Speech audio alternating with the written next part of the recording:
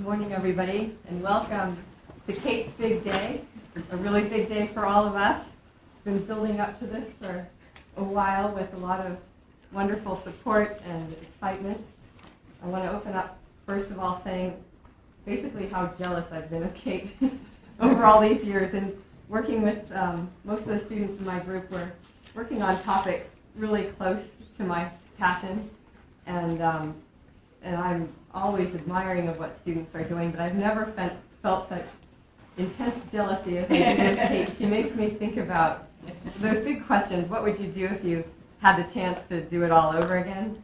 I would be a hydrologist if I could. I'm not sure I could. Kate also makes me fill with admiration in just seeing how incredibly talented and diverse she is in her talents and interests, coming from a background in science and religion at Columbia, arriving at Stanford with a million ideas and not sure exactly where she'd land in the, she took a big risk in joining our new effort in integrating multiple disciplines and forging really new kinds of research careers. And she's done so with incredible flair, taking on a very ambitious field project that you'll hear about now in a place that was new for her and most of us culturally, and that involved many scientific challenges that she'll make look really easy.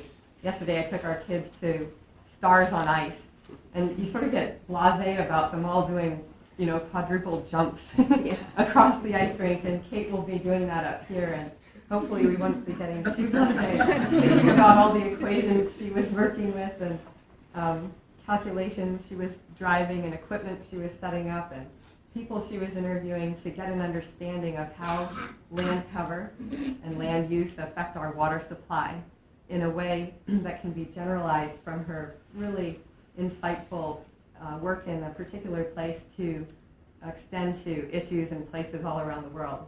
Kate's also been a wonderful leader in E-IPER as the program has built to the strength we have today, and has just engaged with leaders around the world. It's been amazing to see how many talks she's been invited to present internationally. So I think maybe the thing I both admire her most for and am sometimes most resentful of is that she taught our kids to play Duck, Duck, Goose. And we're stuck playing Duck, Duck, Goose most nights. So I know many of you are in that race. Let's see if we can keep up with Kate here. And I'd like to say also in presenting her that David Freyberg has been absolutely critical in driving most of her research, and it's been a huge pleasure being able to get to know him a bit and work together, as have her other advisors, Mooney, wherever he is, Buzz, and Larry Goulder. So thanks to all of you, and thanks to Pam Matson, founder of E-IPER, for agreeing to chair this today and help especially with all her expertise in the area. So let's give the show to Kate.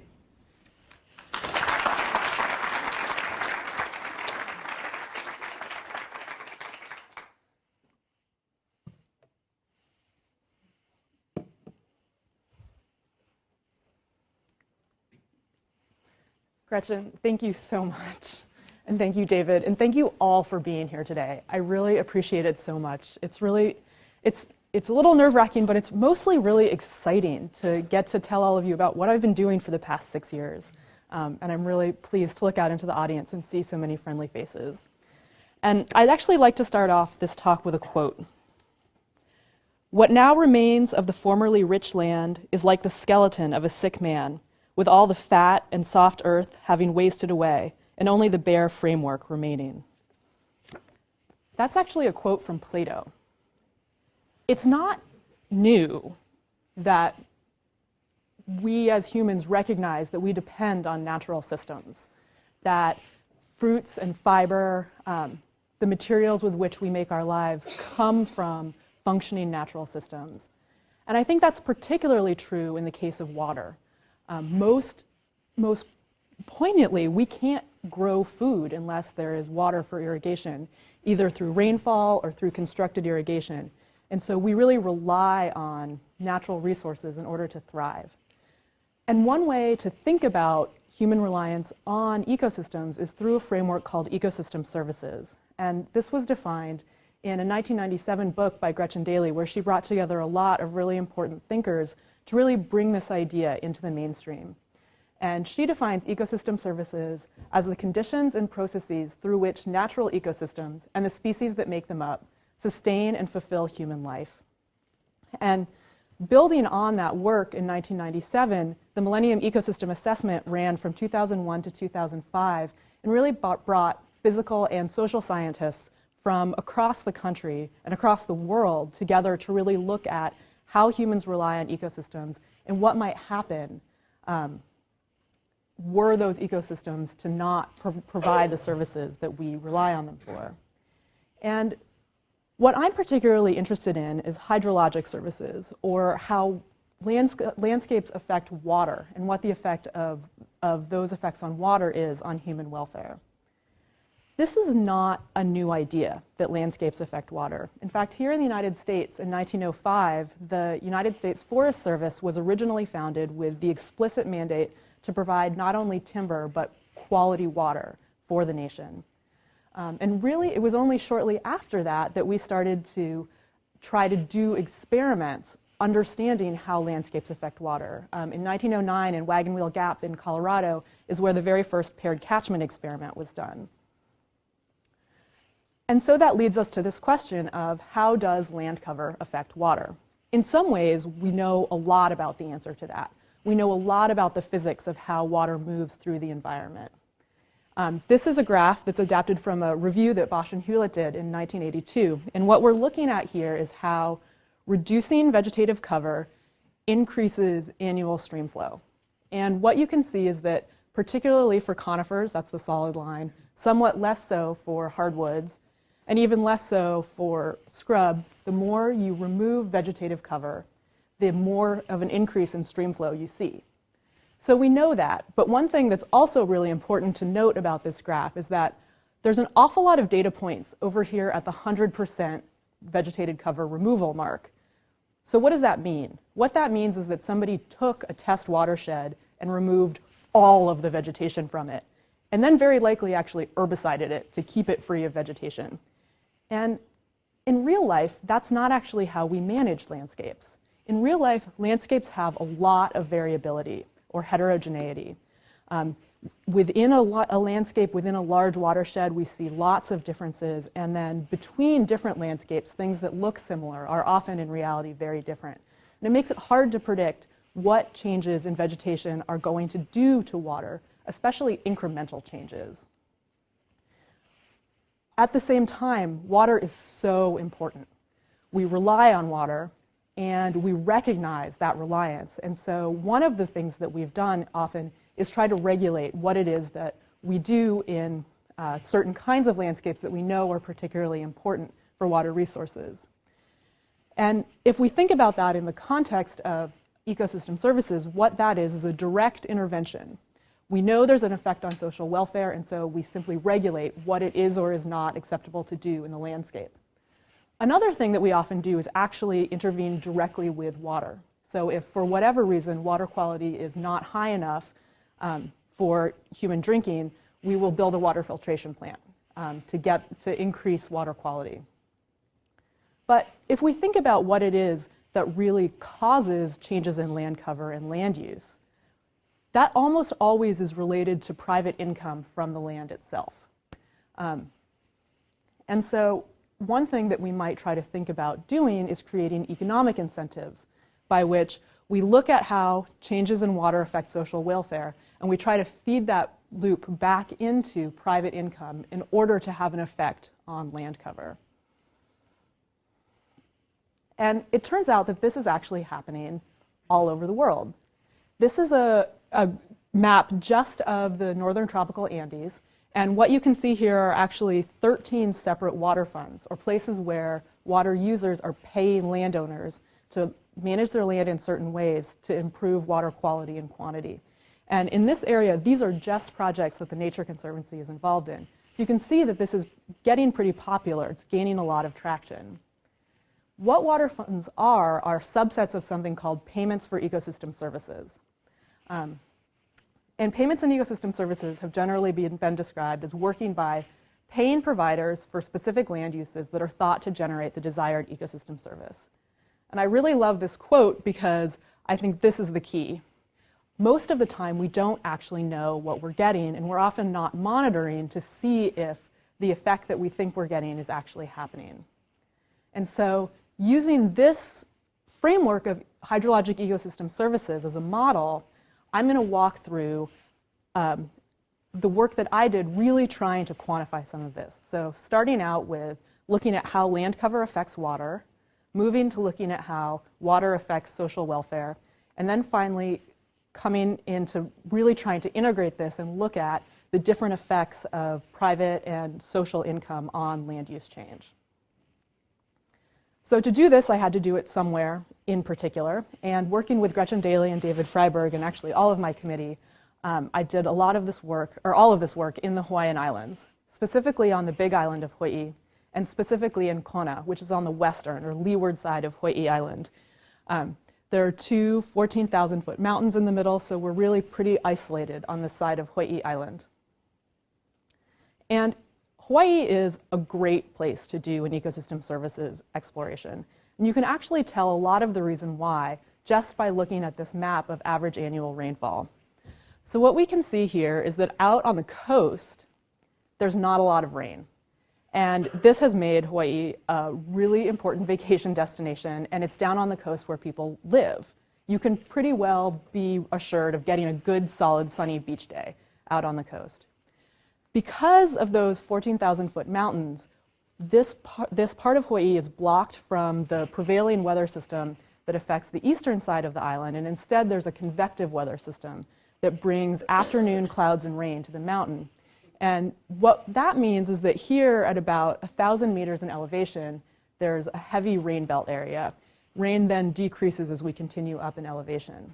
And so my field sites are up here in the rainy part, not out on the beach. And so what we can see on this map is that our source area for water is up in the mountains. And there are really only two different kinds of land cover up in these mountain areas, pasture and forest, and mostly they're privately owned.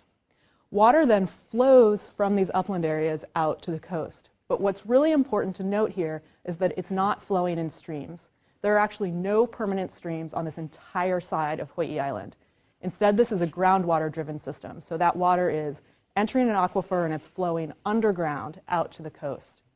What that means is that out here on the coast where people live, they're entirely reliant on groundwater for their municipal water source. The Department of Water Supply has a large number of wells, and that's how they're getting water into the distribution system.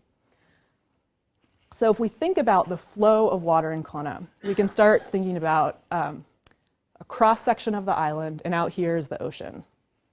So it rains up in these upland areas, and in combination with the amount of water that's evapotranspiring, we can tell something about what groundwater recharge is. Water then is going to flow through the subsurface. And for those of you who aren't familiar with what an aquifer is, it doesn't look like a swimming pool underground. Instead, what we have here is very young volcanic rock, basalts, and they have a lot of open spaces in them. It's not actually solid, and the water fills up those pore spaces and can actually flow through it.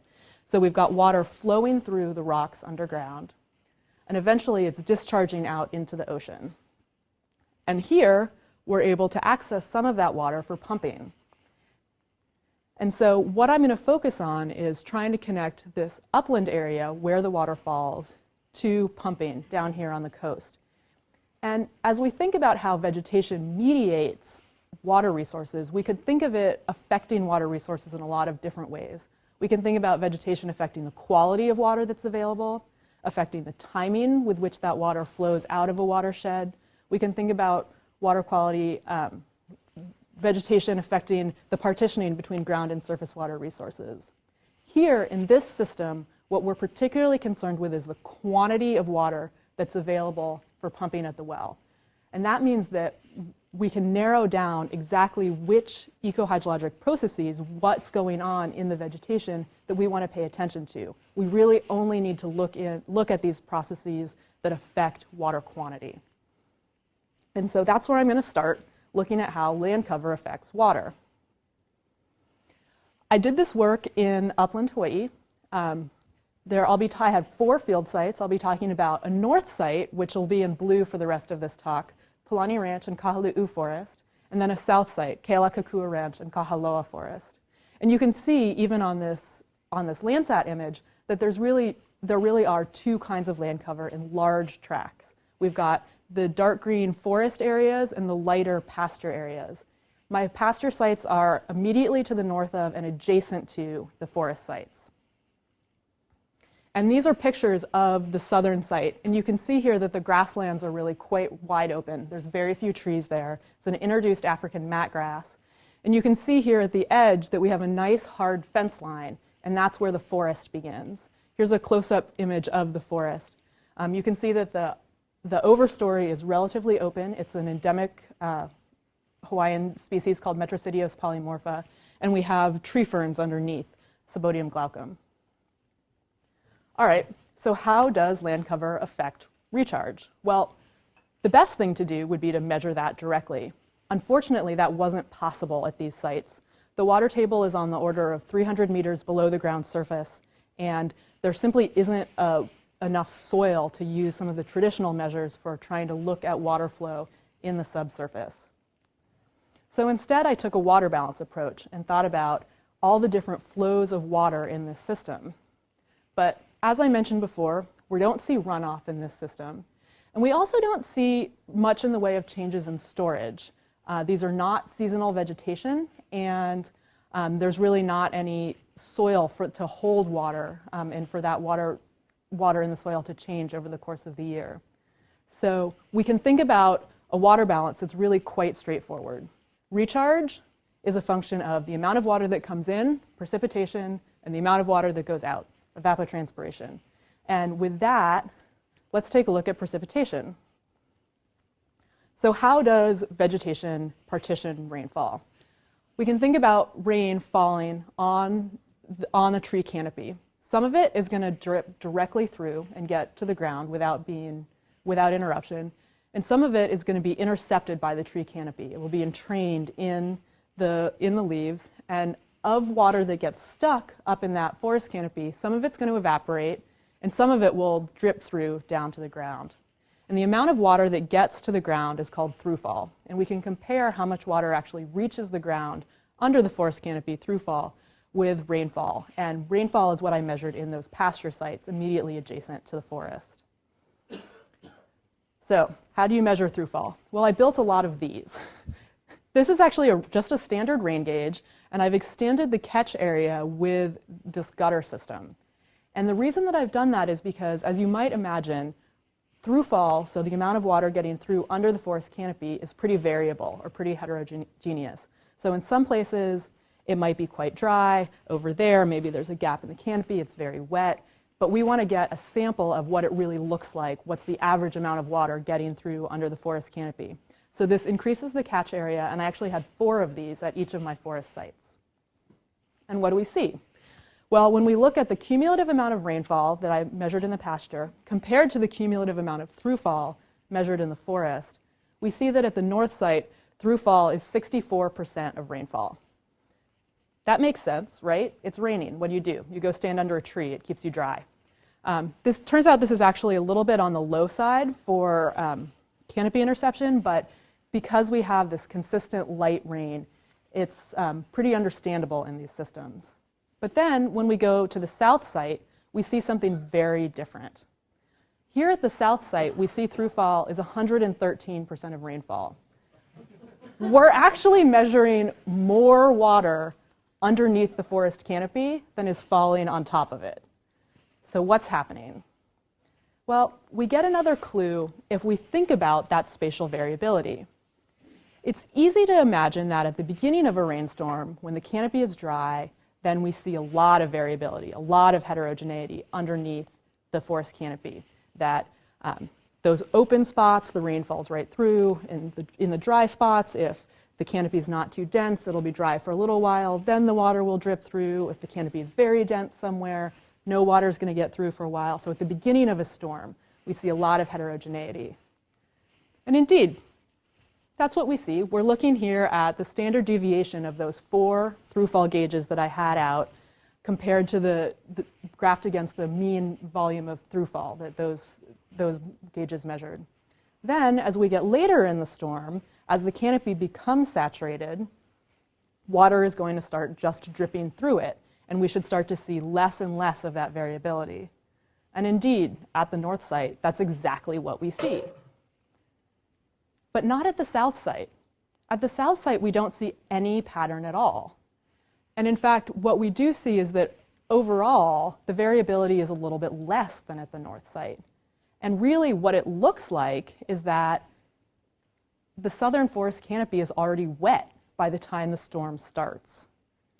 And actually, that really is what we're seeing. So we started out with this as our mental model of how vegetation interacts with precipitation.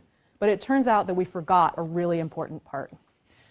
Here, in these sites where we have this heavy afternoon fog and rain, the fog water is actually moving through, the fog is moving through the forest, and those fog water droplets are impacting against the leaves of the vegetation and actually dripping down onto the ground, adding a water source that we don't see in the pasture and we don't see above the forest canopy, which is pretty exciting. And we do actually see both of these processes occurring at both sites. So there are times when I'm measuring through-fall at both sites where there's no rainfall to be measured at all. But at the south site, where we see 113% of rainfall as through-fall, this cloud water interception is really the dominant process. But at the north site, where there's less through-fall than rainfall, the interception by the tree canopy of the rainfall is the dominant process. So why are they different? Well, an obvious first guess might be that the south site is simply foggier than the north site. It turns out that that's almost certainly not the case. What we're looking at here is average daily insolation at both of the forest sites. And you can see with the black lines that this is modeled clear sky insolation. And unsurprisingly, at both sites, the measured amount of insolation is on average much lower than that because we do have this very foggy and cloudy weather system. But what's important to note here is that the pink lines representing the south are higher than the blue lines on average, which means that it's more sunny or less foggy in general at the south site than at the north site. So extra fogginess at the south site is not a compelling explanation for why we get more fog interception there. Instead, what seems to be driving this are differences in forest density. You can see in these two images, actually, here at the north site, you can really see through the forest. You can see there's a little bit of a grassy understory. You can see the individual trees and tree ferns. I had a beast of a time getting a picture that I could use for the south site because you just can't see through it. It's much, much denser. And in fact, when I measured the leaf area index at both of these sites, which is a measure of forest density, it is indeed higher at the south site than the north site. And what that means is there's a lot more canopy surface area at the southern site. So there's a lot more surface area for those fog water droplets to impact on and drip down. And that causes us to have much more fog water interception at the southern site. And what's really interesting here is why these two sites are different. And it's almost certainly a function of their land use history. There's lots of evidence in the Hawaiian Islands and in Kona that having cattle in the forest reduces forest density. They eat seedlings, they trample seedlings, and they generally have a negative impact on seedling recruitment. Cattle were excluded from this southern site about 40 years ago. So this site has had a lot of time to recover and grow up that dense mid-story and understory. Here at the north site, cattle were only excluded about 7 years ago. And I think what we're seeing here is the remnants of having feral cattle in this forest. Okay, so we know what goes in. How much comes out? Well, what is evapotranspiration, I think, is a good way to start here. And it's a way of talking about two separate processes. One of them is evaporation. So we can have evaporation directly from the forest floor and also from the tree canopy. We also have transpiration, so water use by plants, water that's actually being picked up by the plant roots and moving through the plant system. Both of these processes are driven by energy availability and also by mass transport. We have to have the amount of wind matters and the relative humidity matters. And so I used a model that was developed by Penman and Monteith that uses these meteorological drivers to get an estimate of how much evapotranspiration there is from the different sites. Since you need meteorological drivers, you need weather stations. So I built weather stations. See over here, I wasn't kidding about it being foggy. These are the two pasture sites, the two forest sites. Here I am downloading some data from one of my data loggers. And I had these weather stations up and measured weather data for 20 continuous months at these forest sites. And what does it all add up to? Well, a couple things. First of all, we see that forest evapotranspiration is actually lower than pasture evapotranspiration. And this actually reflects a couple different things, largely different controls on evapotranspiration between vegetation structure and stomatal control.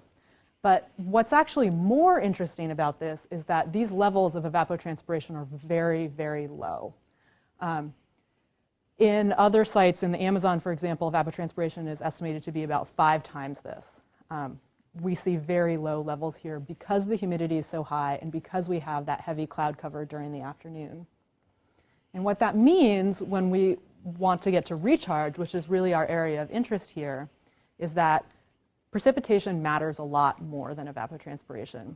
This is just monthly sums of evapotranspiration and precipitation. And you can see here that evapotranspiration is relatively consistent over the course of the year and pretty low. Precipitation, on the other hand, is wildly variable and can be very, very large. And what this means is on a daily basis, when we actually look at how much water is available to evapotranspire, when do those rainstorms happen, we see that on average, evapotranspiration, or recharge, is relatively low. This is actually a very, very smushed box and whisker plot. And we're used to thinking about data points like this as outliers. But it turns out that in this system, they're not outliers in the traditional sense because these are the days that drive this whole system. These are days when there was 140 millimeters of rainfall. And because we don't have runoff, because we're not storing water in the soil, and because we're not seeing a lot of evapotranspiration, that's basically all ending up as groundwater recharge. And so these days end up really making a big difference in what happens in the system. And so what that means is that if we think about recharge as a fraction of rainfall, we end up with recharge being close to 1. Recharge is almost as big as rainfall, and this is quite unusual. In most places, we expect recharge as a fraction of rainfall to be on the order of 15 to 50%, and here it's much, much bigger. But it makes a lot of sense because of these unusual substrates that we have, and because of these intermittent, very large rainstorms. And so, to summarize this piece of the work, what we've seen is that the recharge to rainfall ratio ends up being close to 1 for all of those vegetation types, and that rainfall and fog interception really drive this system. So we've been up here in the mountains looking at how vegetation affects water, but now we need to get down here to the pumping. We need to connect this to people. And it means that we need to connect recharge to the water level down here at the pump. And so this is where I'm going to move into the connection between water and social welfare. We can think of the groundwater recharge area as basically being a rectangle that sits in the upland areas of Kona. And there's areas of lower rainfall and of higher rainfall. And we can think of a well that's down gradient from a specific piece of that recharge area. There are some things that are well known about this aquifer, and then there are a lot of questions about it. Pump tests have indicated that in addition to having a lot of porosity, so being able to hold a lot of water and water moving through this aquifer at relatively high rates, there are also large impermeable features within it. And so there's compartments of the aquifer. And so what we're really interested in is the recharge that happens upstream of our well. We're not as interested in what might happen in a part of the recharge area that wasn't up gradient of our well of interest. And so we can think about having some kind of land use on this area of land. And what happens is that we know how much recharge, we know something about how much recharge there is, and we want to know something about where the water table is. And to get at this information, I'm using a groundwater model that was developed by the USGS in 1990. It's far from perfect, but it does give us a good idea of how changes in recharge are likely to affect the change in the height of the water table. The water department, to get water up into the distribution system, has to pump water from wherever the height of the water table is up to the ground surface. So we started out with this existing land use. What happens if we have a change in land use? Well, then we're going to have a new water level, and we're going to have a new distance to pump. And what we're really concerned about here is this difference in the distance to pump. We don't actually have to know where the water table started or where it ended up. All we need to know is something about what the magnitude and the direction of this difference is. And when we think about possible different changes in land use, we can think of a myriad of different possibilities. Changes could take place in either the low or the high rainfall area.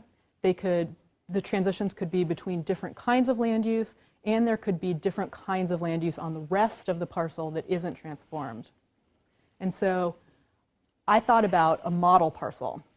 We're thinking about a 200-hectare parcel that's about 500 acres, and some different plausible land use transitions. So we know that there are a lot of pasture sites, pasture areas up in this recharge area.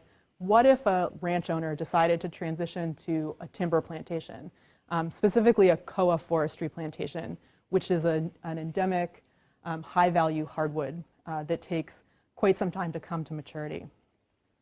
Similarly, what if we had a site that was open, like that northern forest site that I did my field work in? We can think of this as being representative of an open forest or of a timber plantation. And what if we actually fenced that out, got rid of the feral cattle inside it, gave it some time to grow up and get dense?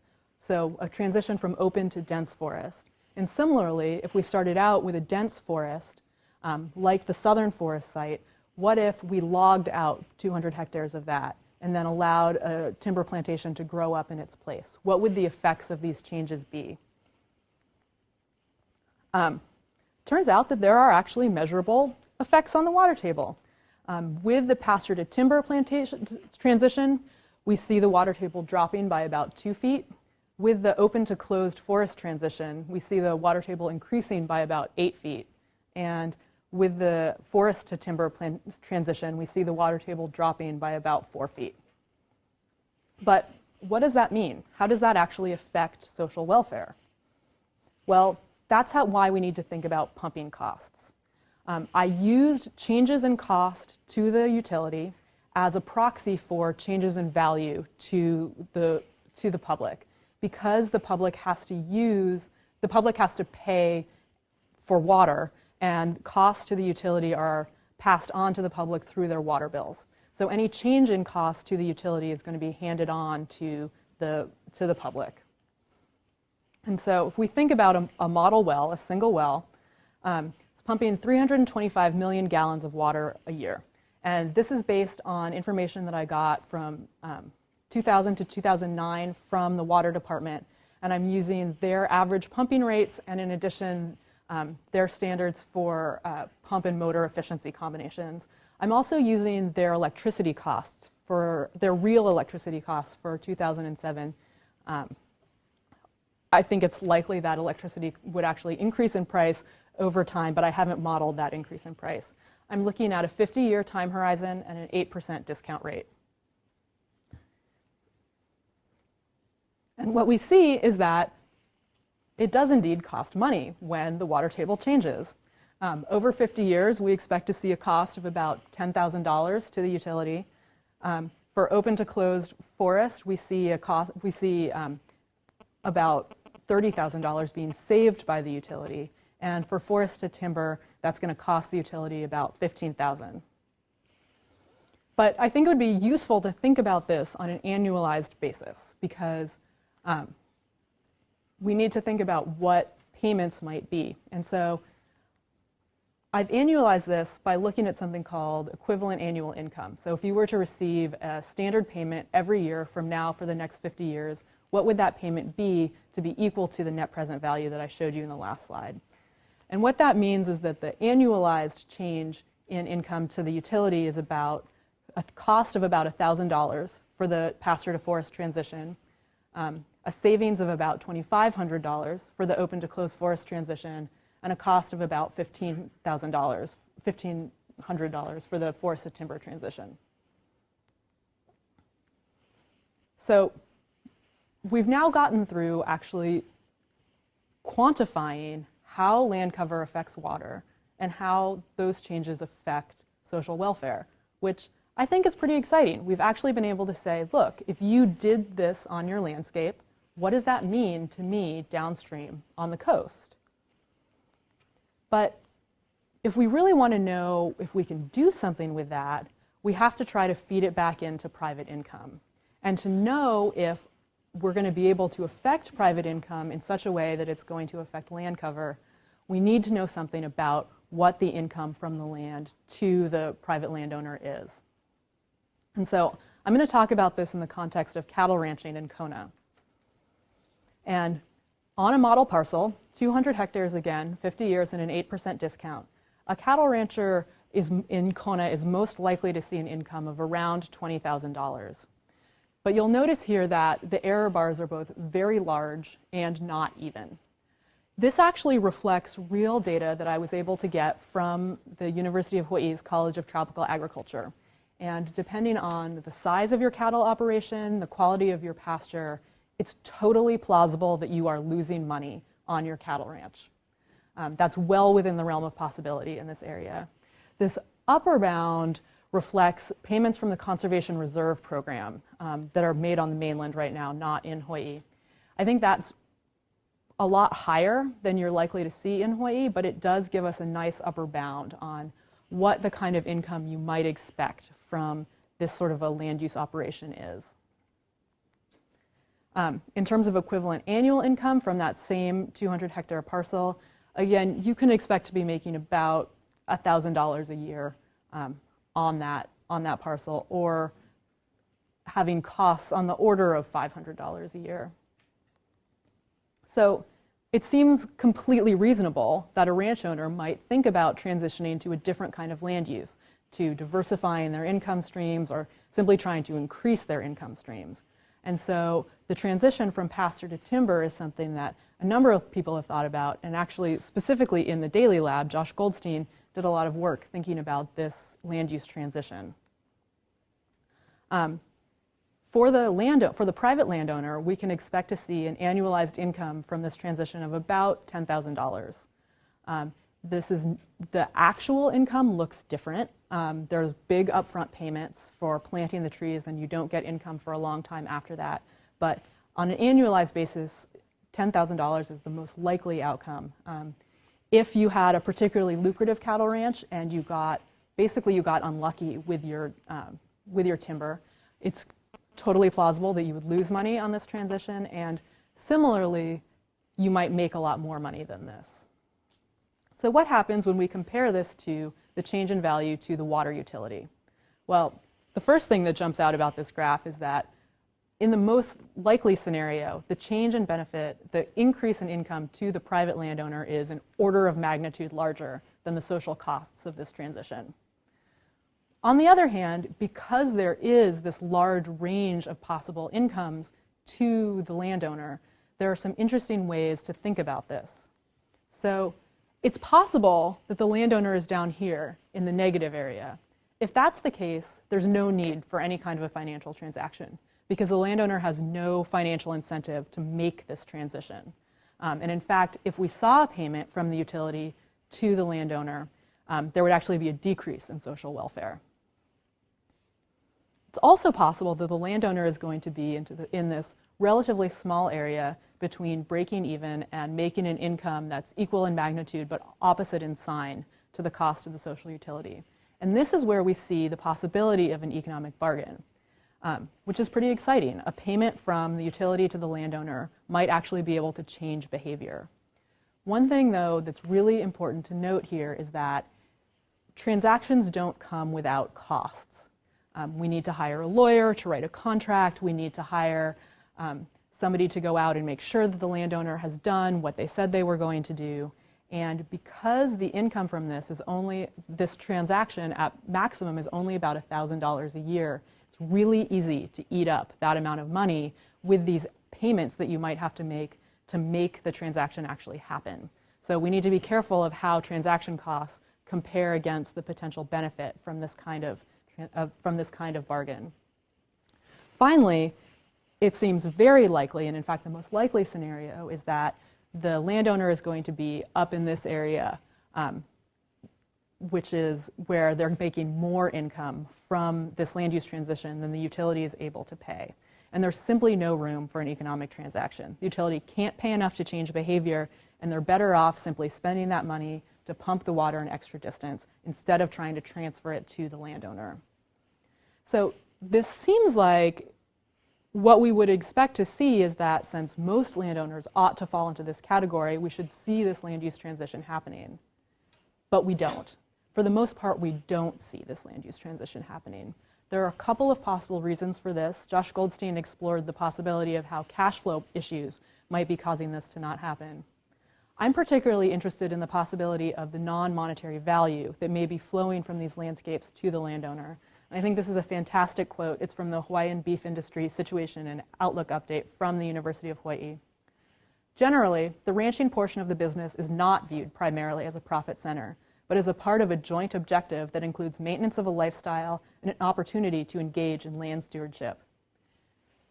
And what we see is that it's important to these ranchers to be ranchers. They want to stay on the land. They're getting value that we can't monetize in terms of their income from cattle that makes a real difference in their behavior.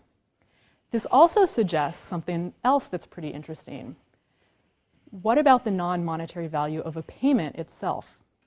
It seems totally plausible that while the financial value of a payment might be too small to change behavior, the non-monetary value of that payment in recognizing the role of the landowner in providing clean water and maintaining the landscape, that might be enough to change behavior were a landowner interested in the possibility of this transaction, of this land use transition for financial reasons.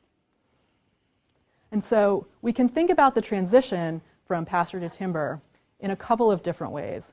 It's going to be negative for water supply. It's also going to be negative for this ranching lifestyle. So there are some real detriments to making this transition. On the other hand, we need to think about the suite of ecosystem services that flow from this land. And some other work that was done by the Daily Lab, including work by Rebecca Goldman and Liba Pechar, looked at how timber plantations or pasture with trees can increase habitat for endangered biodiversity. And we also might think about increases in carbon sequestration on lands that had timber on them. And so, in summary, when we think about this feedback loop from social welfare to private income and land cover, there's some things that are really exciting and some things that perhaps are depressing, but I think that really kind of come together to tell us some really interesting things about the system. So first of all, it absolutely is possible to quantify changes in private and social welfare on these landscapes. There are places where an economic bargain may be possible. We do need to be concerned about transaction costs. The non-economic value of monetary payments is something that I think is really worth considering. And finally, we should certainly consider the suite of ecosystem services. And so what we've done here is really gone through this whole cycle, looking at how land cover affects water, what those changes are on social welfare, and how that relates to private income. And so I'll conclude just by saying that context matters. When we think about payments for ecosystem services even without payment, we really need to think about the land use history, how that may affect pieces of the ecosystem that we're not necessarily thinking about, and plausible transitions. If we were to actually pave all of upland Kona, that would have a dramatic effect on water resources and would be majorly detrimental to the public. However, it's not going to happen. And so considering that when we think about ecosystem services isn't really worthwhile. It's much more powerful to think about these plausible transitions that have smaller impacts. Public benefit is necessary, but it's not sufficient to make payments for ecosystem services. We've seen that both when the private income is greater than the social and also when transaction costs become too large. Worth thinking about the value of payments that may go beyond the financial. And finally, despite my love for water and thinking that clearly it's the most important thing, we do need to think about the whole suite of ecosystem services when we think about land use transitions and what kinds of land use transitions we want to encourage. And with that, I would be happy to take questions, and I will do acknowledgements after the questions.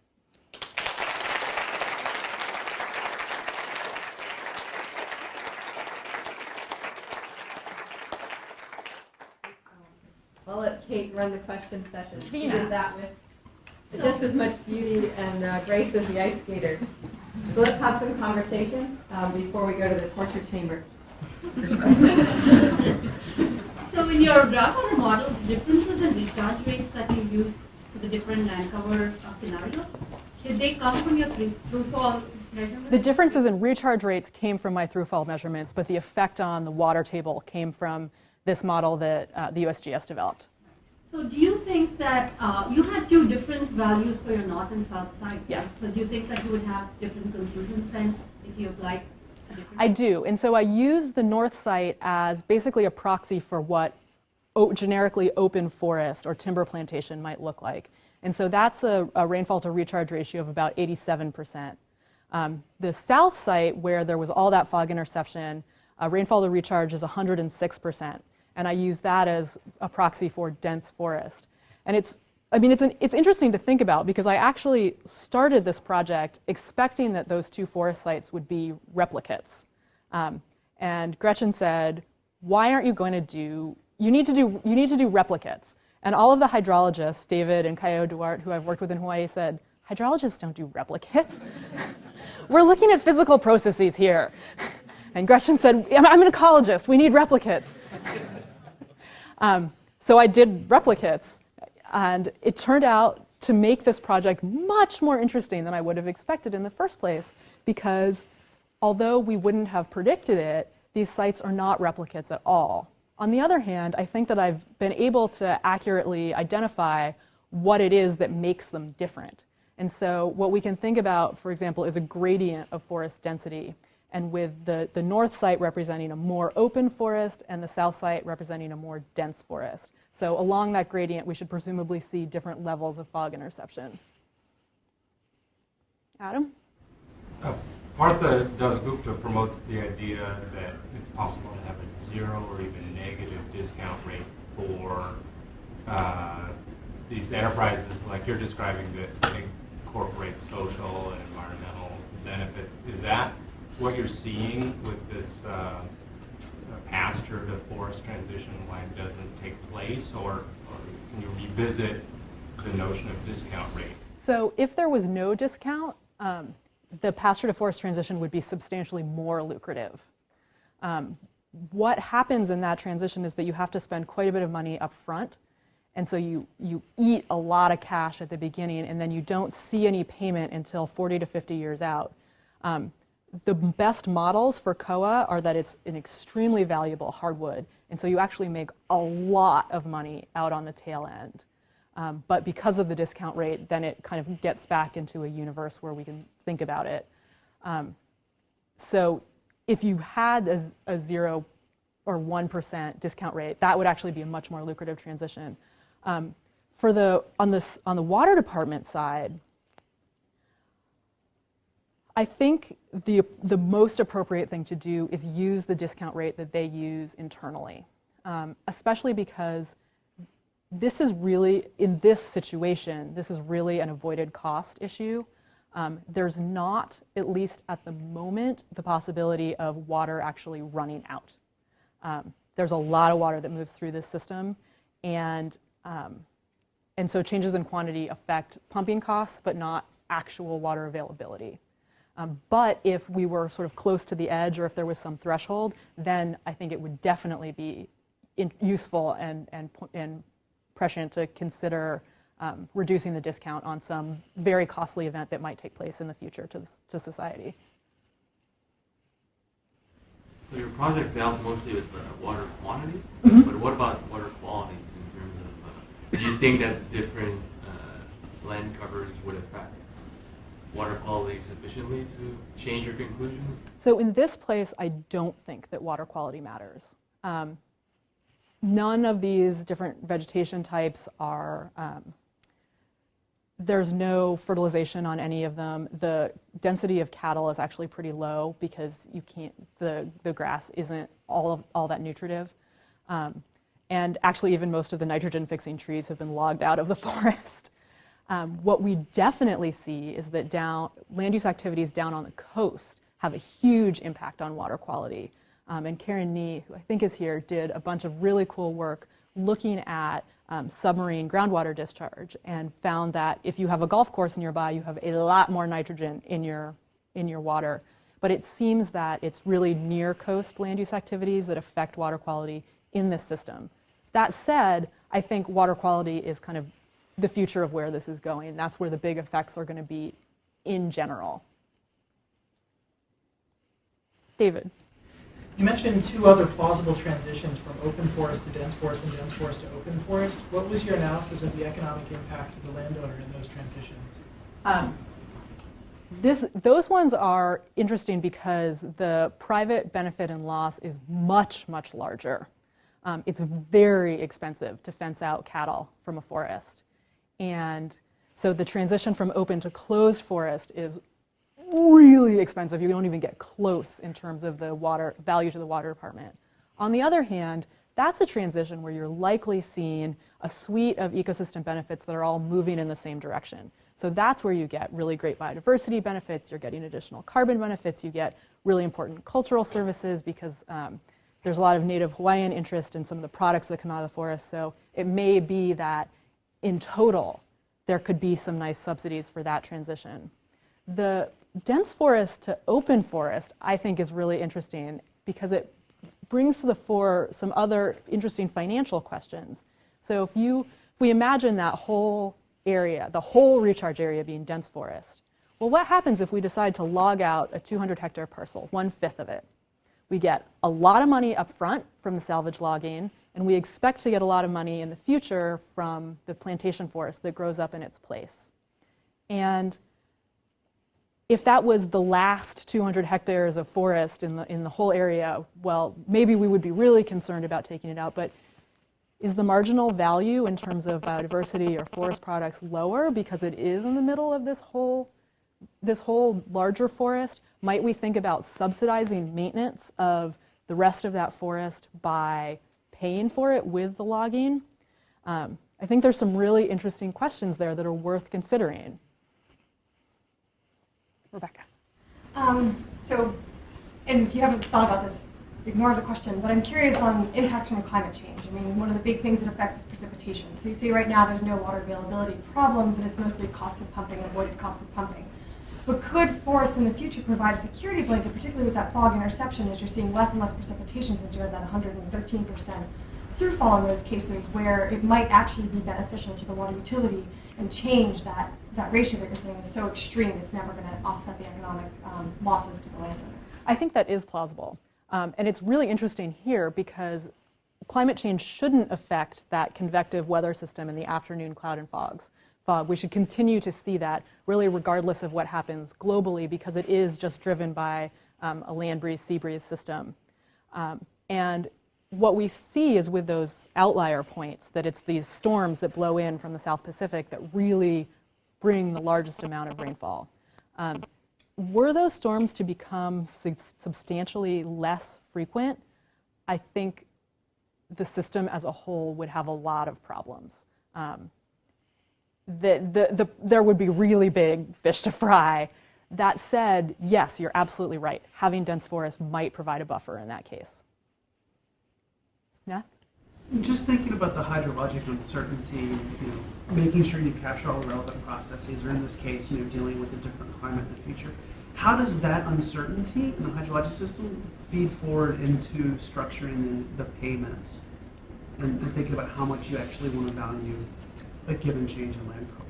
So I didn't look at that on this, but it's something that I would love to do in the future, because I think you've just hit on one of the pieces that's really key, where changing the mean around in terms of hydrology, our movements might be small, but we might be able to make a difference to what the distribution curve looks like and have a really big effect on either large or small extreme events.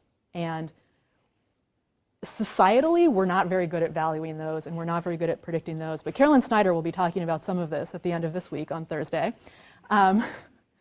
And I think that's a really great place to go with this, because I think there's just a ton of value there, both sort of physically and financially and intellectually. It's just really interesting.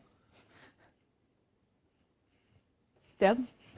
In your water budget that you talked about early on in your talk, one of the aspects that you kind of wrote off was the idea of overland flow or runoff. And I'm wondering if you can convince me. I would think that actually, given that you've got some steep slopes here, that might actually be significant, especially during large rainfall events. So there are two ephemeral streams in Kona, Waiaha and Ki'ilai. They were both gauged from the mid-40s to the mid-80s by the USGS. And what they saw is that on over a third of days, they're completely dry. On about another third of days, at one of them, there's less than 0.1 millimeters of runoff in it. I'm getting the units wrong, but the runoff is very, very low. With the other one, all the rest of the runoff is very, very low. And then at Ki'ilai, sometimes you do see more stream flow, but what happens when you see stream flow in these streams is that it disappears. So if you measure stream flow at 1,000 meters in elevation, you don't see it by the time you get to 600 meters in elevation, because it's infiltrating while it's in the riverbed. Some work that was done by USGS folks in the 70s suggested that less than 10% of rainfall occurs as runoff, and that it does occur during these very large rainfall events. So that might lower the rainfall to recharge ratio somewhat, but I think it wouldn't be dramatic. That said, there certainly have been floods that have happened in these places, although it's very infrequent. John? That's, really intrigued by this non-monetary value of payments. But it does seem like it's possibly just another black box for ecosystem service values. We don't know what it is, but it's X that's out there, and it could be big. Apparently, it is big because it really seems to affect people's behavior. And I'm just I'm wondering if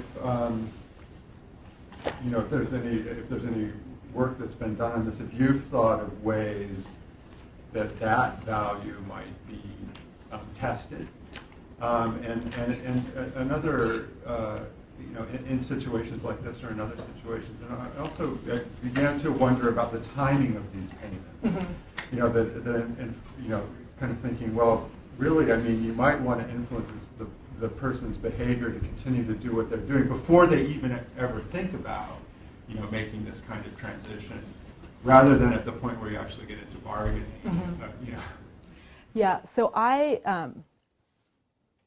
haven't spent a lot of time getting into some of the structural issues with payments for ecosystem services, but what I did do actually was a whole series of interviews with the water department, landowners, and developers in Kona. And I didn't get into that in this presentation, and actually I didn't get into it in my dissertation, but it is to come. And one of the things that was very clear is that landowners are interested in this. Actually, one of the pasture landowners went to the Board of Water Supply meeting 2 weeks ago and basically suggested a payment for ecosystem services. So there's a lot of interest there. On the flip side, the water utility is pretty moribund and is not, at this time, doesn't look like they're particularly open to these kinds of payments, although the water department in Honolulu is, so there's certainly room for change. In terms of testing what the value of a non-monetary payment, the non-monetary value of a monetary payment is, obviously that's pretty complicated. I actually think this work starts to get at some of that, because what we can start to do is provide at least lower bounds on what some of the non-monetary value from these landscapes are. Because if we know something about what the monetary values are, and then we see an irrational land use decision, so maintaining pasture in the face of in the face of a large opportunity cost for land use transition, then that difference must be, the amount of value you're getting from the land must be at least equal to that much. And so I think in places where people are sort of closer to the edge in terms of needing to sell off and needing the cash flow, it might be possible to look at whether payments that are less than what makes up the opportunity cost, but something, if that changes behavior. And that would tell you, again, at least something about what the non-monetary value of the payment was. I think it's getting to be the end. I would like to do some acknowledgements really quickly.